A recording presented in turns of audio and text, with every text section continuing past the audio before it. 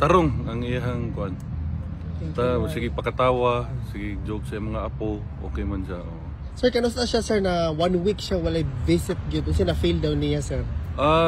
Way gana kaon, mao gyapon wa siya gana kaon. Pareha karon akong ginamasahe, sige kurok antiyan.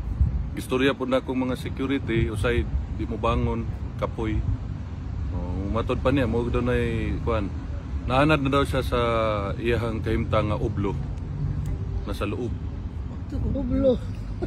Mo na isulti ublo. Sir, na ba siya mga gusto ipahiwatig sa atong mga kababayan sir all over the world? Kuan lang, pasalamat gihapon siya sa suporta. Sige mo ko pangutan na og na siya message kay tungod lagi pod ninyo. Salamat sa suporta. Unya ayaw na lang daw kay siya problemahan na lang daw inyong mga kaugalingon kay kung maugid daw niyang destiny, maugid na yung destiny. Pwede ba na ako i-question tong sa balay? Yes, Oh. of Sir, course. kana, naabot na ba sa iya sir ang Ako siyang ipangutana po. Una, ako lang siyang likay-likay kay kabalo man ka sa nasulod, di ba? Medyo depressed. So ako siyang ipangutana nga og ibaligya ba tong balay sa among lula, sa dili daw to ibaligya, di sa musugot. Yan ako nang gidiretso nga imong balay diya sa Doña Luisa ibaligya ba ni tubag naman siya ngano nga baligya ba daw nga mo daw na yung pinakauna niyang balay unya si Hanilet na mo daw kaugalingong balay dako daw. So mo to yan tubag. So di daw ni pabaligya. Pero nabaligya na ni Hanilet, ako pong gipangutana nga kung ang titulo ka kinsa murag nisulti man to siya ka Hanilet daw murag ana. Wa po ko way klaro po yan tubag pero nabaligya na pud may mabuhat. Kasi sa pagkakaron ang among inahan si mama namo ni sulti gyud nga og pohon og kaluyan sa Ginoo makagawa siya didto na siya papuyon sa balay namo. Oh, okay. Daghan na naman mi kaugaling balay. Way balay among amahan dito pwede nang puyo sa mong balay. Sir, kay worried magud ang buong Pilipinas o mostly support ni Tatay Digong na ang balay daw pero holds history na daw. Di ang kuan gyud namo ana nastoryahan namo ni BP Inday o ni Mayor Baste na kanang balaya dili na siya actually na masulti nga kang sa among amahan. Ang tagiya na ang tiga Davao na kay nahimo na nilang atuhanan ng lugara.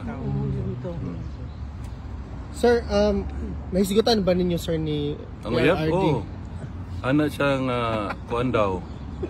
Sa iya daw mga common law wife mo niyang isulti. Katong kang Ma'am Jazz, ana siya nga wala man daw sila relasyon ni Ma'am Jazz kay di man daw sila igagaw.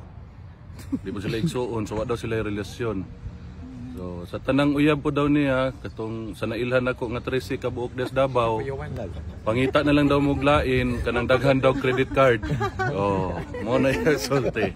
So doon sa pa, bahin sa uyab, sa common law wife, unsa man. Sir, kanang mga tanan ko nahisigutan ba ninyo ang kanang developments sa case ni VP Inday?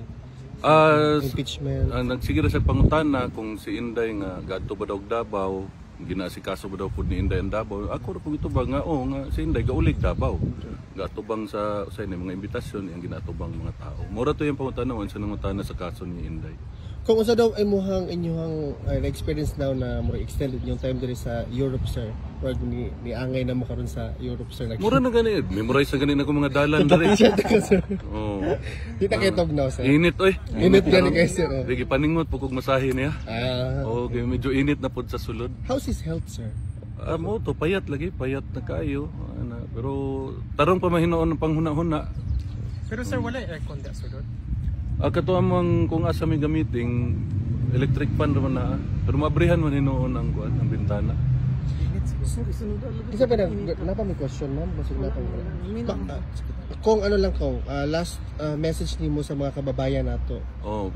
Like I said sa akong mga kapwa Pilipino, salamat sa inyong suporta sa akong amahan ug sa akong igsuon nga si VP Inday ug sa among pamilya. Salamat kaayo unya matudto pa ni Papa nga iyang message. Kalimti na lang daw siya, siguraduhan na lang daw inyong mga kaugalingon. Salamat. Salamat sir.